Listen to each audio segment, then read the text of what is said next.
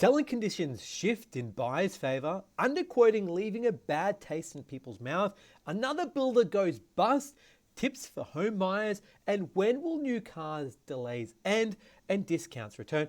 That's what we're going to cover today. So let's take a look from the top and see what's going on. We're seeing selling conditions for units shift in favour of buyers. So national dwellings fall for a third consecutive month as we see unit values down by 0.2% year to date. Houses up 1.2% since the beginning of the year as we start to move towards the next phase of the property cycle, which is a downwards phase. Now, the factors that have really affected the market are increased interest rates, lower consumer sentiment, and the rise of living expenses, which are actually changing the selling conditions for units, shifting towards the favor of buyers. Now, as we can see here, we can see unit values versus house dwellings and their values, how they've increased and decreased over the last 12 years. And we can see these were very, very tightly correlated up until really 2020, where we can see a separating and a convergence of sorts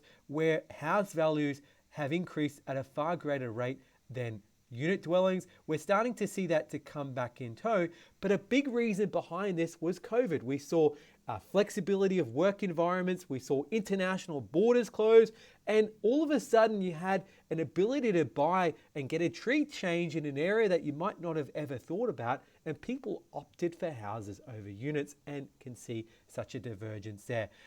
The other thing that we've seen recently is the cash rate increase. So we've seen 3.5%, 1.25% interest rate rise. And if we take a look back to 2008, we can see when rates have been increased. So 5 rate rises in 2008, we saw the market go back down.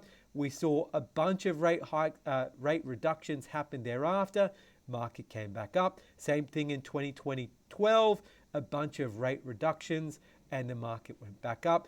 And then same thing again, we're seeing the rate up nearly 1%, prices coming down. So definitely something to keep in mind. We're seeing the outlook for the unit market over the short to medium term remaining pessimistic, with interest rate rises expected throughout the next 12 months up until 2023, and a surge of fresh listings adding to downwards pressure. Now, looking at SQM research, this is absolutely freely available. You can check it out online for yourself.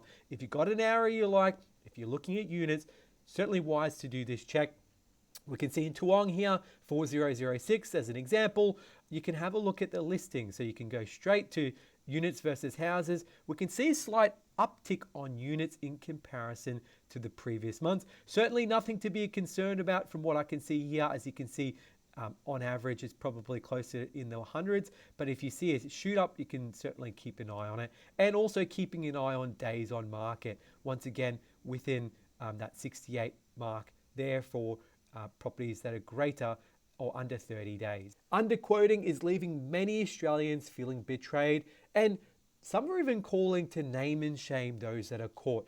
What's underquoting? Well, it's posting a property substantially below the value that it's worth. This attracts more prospective buyers, albeit artificially, and it's a symptom common of a buoyant market, but in a falling market, it's even worse because it creates difficulty for buyers to understand the real value.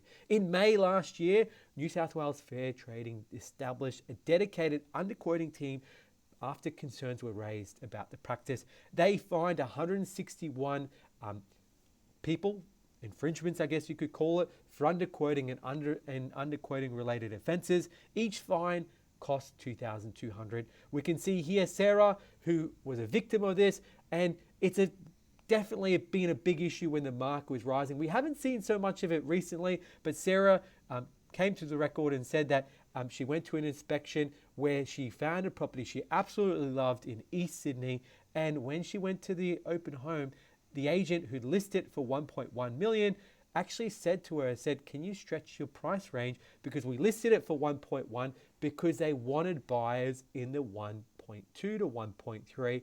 She said, "Are you joking?" and was absolutely demoralized. So leave a comment below if you've been underquoted before. Definitely something we saw a lot of during the boom phase of the cycle. Something we're not seeing a lot of, but would be interested to see if you're seeing it out there yourselves. Oracle Homes has collapsed, just one of dozens of builders that have gone broke, and they went into voluntary administration owing $14 million. And this is one of the latest of dozens and dozens of builders that have gone into administration as they've been a loss-making boom. There's been a bunch of builders that have gone into administration because of issues related to fixed price tenders, costs increasing, and a bunch of government stimulus that actually had second and third order consequences. Tips for home buyers. We've got 3 tips if you're looking to buy this year to be aware of. The first is buffers. The Australian Prudential Regulator, APRA as they're known, puts a 3% buffer when they're doing an assessment, or when the banks do an assessment. It's enforced by the regulator, so the banks are ensuring they're lending responsibly. This is where getting a pre-approval in place through a broker such as ourselves will help, so you know your capacity both now, and we can look at, whilst interest rate rises, what that's actually going to do to your capacity, because the banks are always putting a 3% buffer on whatever the rate is available at the time. Hit us up. We'll leave details in the link below, and you can call us if you want to run through any scenarios or assessments. The second is doing your own research. So researching property is vitally important to making sure not only you find the right property for yourself, both now and in the future, that it's not flood affected. It hasn't had issues with boundaries or overlays or anything like that. And also checking out schools and amenities. So jumping on something like the Queensland government, other states have their own school catchment map. Will understand what catchment you're in. You can jump on realestate.com/neighborhoods to get an idea of the median value of the property in the area. There's airport maps. So if you're in Brisbane, there's a bunch of flight path changes that have happened recently, so you can get an idea if you get any overhead noise. And Walk Score gives you a good idea on the livability of the area. So definitely do your research. It's moving towards a buyer's market, so there's more time for you to do your due diligence and make sure the property is right for you. The last is to be very clear about what you want. If you're looking for a 3-bedroom unit or a 5-bedroom house, your criteria is going to change immensely, and being specific in what you're after up front is going to be most important to ensuring success. Moving on to the last one, we see new car delays will end and discountings are going to return. Toyota's recently come out and outlined when they believe these shortages will end and we'll get back to normality. Toyota gave us a rare insight when they believe these delays will end. And we saw a bunch of industry experts previously predicting 2 years ago that the shortages would only last 18 months. That forecast appeared to be completely wrong. Toyota, they've come out and they've said in their national dealer conference that the industry will return to pre-COVID normal levels later next year.